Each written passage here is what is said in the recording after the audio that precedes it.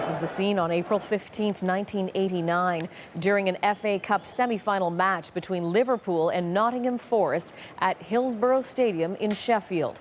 When the gates were opened wide to relieve crowd pressure outside the stadium, the crush of people in two spectators' pens pushed other Liverpool fans against the fence. In addition to the 96 who died, more than 750 were injured. The CBC's Thomas Douglas following this story, joining us live from our London bureau. So tragic to remember this and the fact that dozens of teenagers were among those killed that day. Thomas, this verdict very important for those family members. Take us through what happened.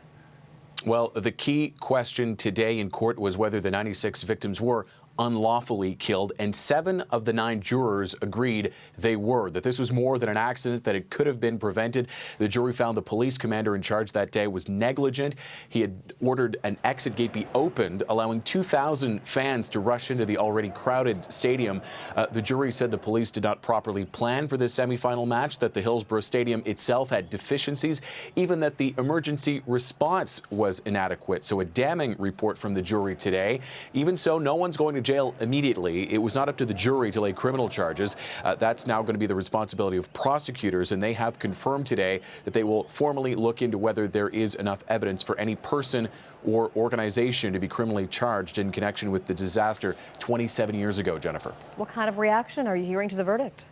Well, there was a loud cheer heard inside the courtroom when the unlawful killing verdict was read out. You have to understand there was a first inquest that found in 1991 that all these deaths were simply accidental. The families of the victims never accepted that verdict. They fought for the decision to be overturned. It was. Then the second inquest was launched. It lasted 2 years. Here are a couple family members of victims speaking just outside the courthouse.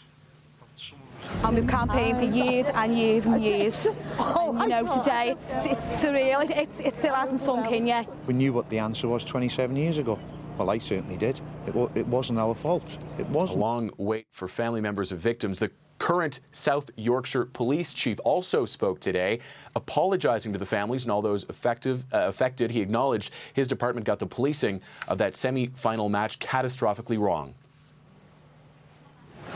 I want to make it absolutely clear that we unequivocally accept the verdict of unlawful killing and the wider findings reached by the jury in the Hillsborough inquests.